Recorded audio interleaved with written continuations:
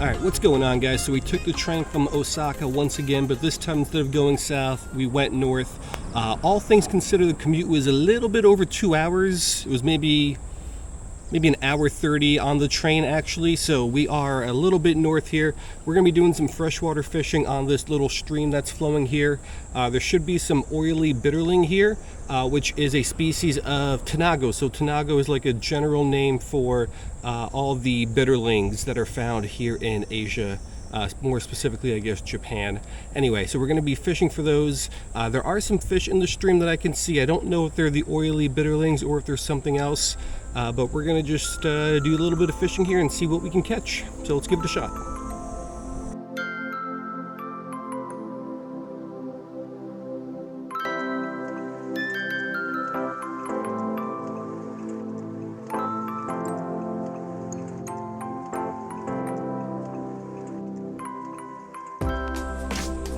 Alright, so I got my Tanago rod, and this is going to be the first time I'm ever fishing for Tanago with a Tanago rod and a Tanago setup. Got a little Tanago hook here with a little bit of bread, a little split shot above it, and then a little float. I don't really like using bread as bait because it's very delicate. It comes off the hook really easily. But we'll see how this works. Hopefully it works. And the sinker is actually... oh. No, it's still on. The sinker is actually a little bit too heavy for this float.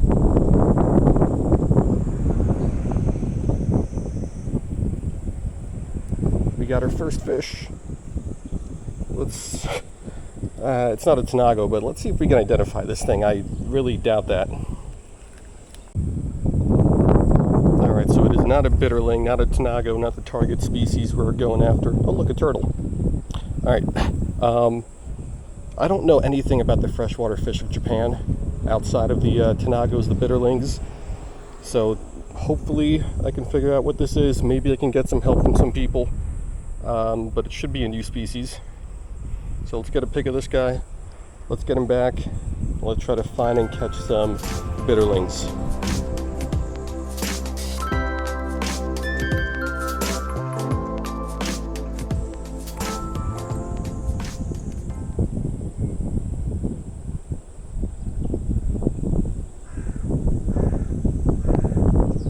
Got him.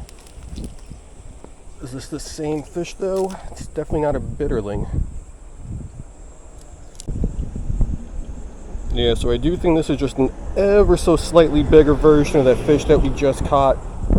I think I've seen literally maybe 2 of those little bitterlings, and I saw some sort of a bottom fish like a loach or something. But there's a lot more of these guys in there. But yeah, let's get him back. Let's keep going.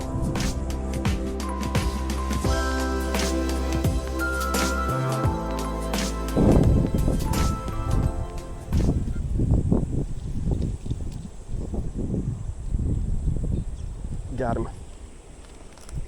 Ooh, another bigger version of the same fish, I think.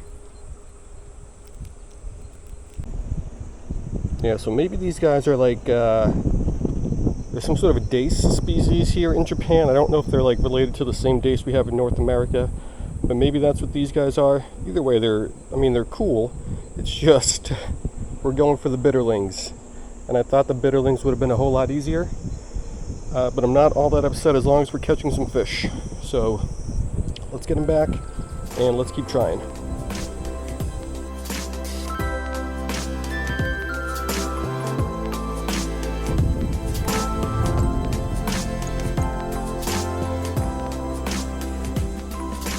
Had him. Don't know what that was though, but I had him and it was a little bit bigger, and I think it was a different color.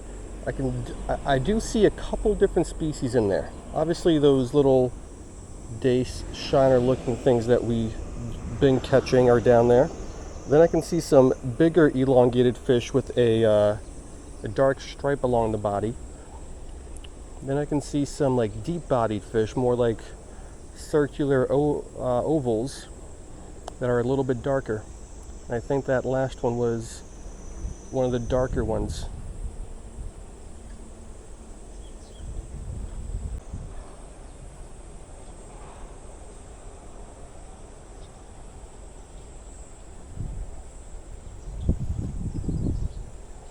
Got him. But what is it? I think it's the same thing again. Yeah, so it looks like another one of these things that we caught. I think this is our fourth one now. Now, as soon as my bait hits the water, it's swarmed by a whole bunch of these guys. And I can see a few of those other species in there, but these guys greatly outnumber them, and these guys are way more aggressive. But let's keep going. I still got hope that we can catch some other species as well besides just these things.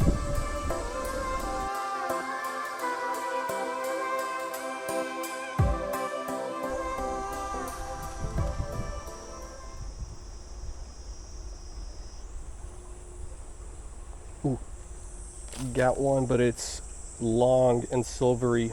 It's not deep-bodied.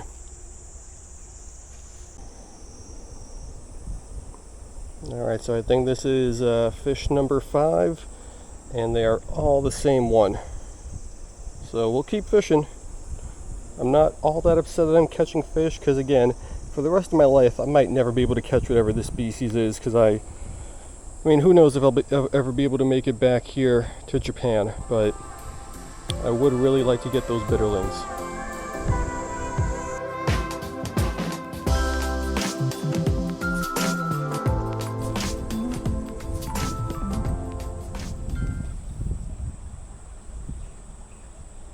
Got him. But again, it's long and silvery. It's not deep-bodied and gray. Alright, so we are catching fish, which I can never be upset about, especially the way this Osaka trip has gone so far. We're not necessarily in Osaka right now, but the last couple days the fishing has been tough. Oh well, let's get him back. Let's try for a little while longer.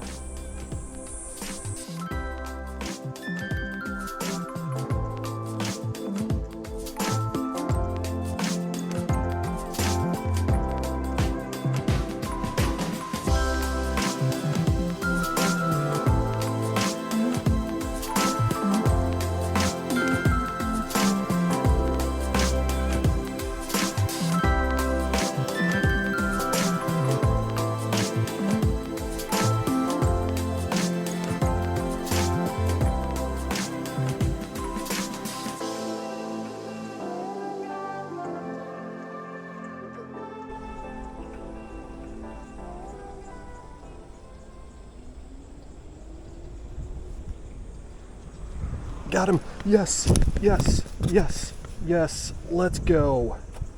Target species acquired. Took a whole lot of persistence and perseverance, but we got him. Let's get this guy in the photo tank. Alright, so this took well over an hour at this point, but we got him. So this is going to be what I believe is an oily bitterling. Definitely a bitterling for sure. And don't quote this next part that I'm about to say because I'm not 100% sure, but I believe these guys are the reason microfishing exists to begin with. If you notice, a lot of the microfishing gear is made in Japan and for the Japanese market. That's because it's extremely popular here to microfish, and when people hear microfish, they're almost exclusively targeting bitterlings, this guy and other guys closely related to him. It's gaining more and more traction worldwide, but I still think definitely it is the most popular here in Japan, and I think it originated with catching these guys. So yeah, this just made my day. Who would have thought this little fish could make my day like that? Alright, so let's get him back. Let's keep fishing, I guess. Let's see what else we can pull out of here, because I don't know, I'm happy.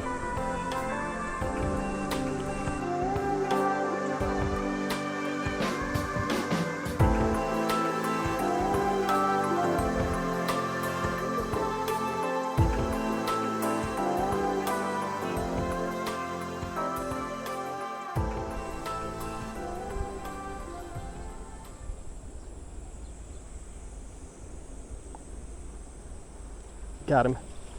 Is this another one back to back? I think it is. This one's a little bit smaller though, but still counts. Sweet. Alrighty, so I'm thinking maybe that these guys might just not like bread.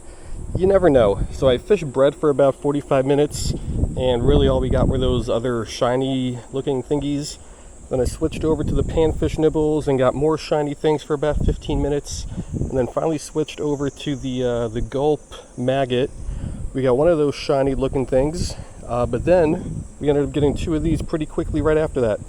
So maybe they just don't like bread, they don't like panfish nibbles, but they like gulp maggots. Alright, really cool fish. But let's get this guy back, and I think we're going to wrap it up and try to get some lunch. So let's go ahead and let's do that.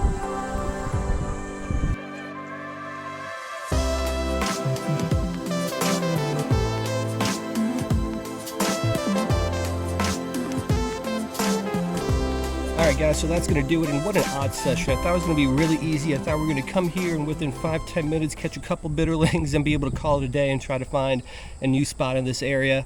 But it took some perseverance and persistence. Had to work through a whole bunch of those long silvery things, whatever they were. And then maybe it was the bait switch here at the end. But I got two of these at the end on the gulp maggot, when I got none of them for the about an hour or so on the bread and on the panfish nibbles. So I think that might have been the difference, but who really knows. But yeah, really cool species of fish. I'm glad I was able to catch my first ever bitterling or Tanago, because I love microfishing. I've been doing it for a while now. I've been using Tanago style hooks, but it was cool to catch an actual Tanago, kind of the starting point of the microfishing community and journey and whatnot. But yeah, anyway, hope you guys liked it. See you guys next time.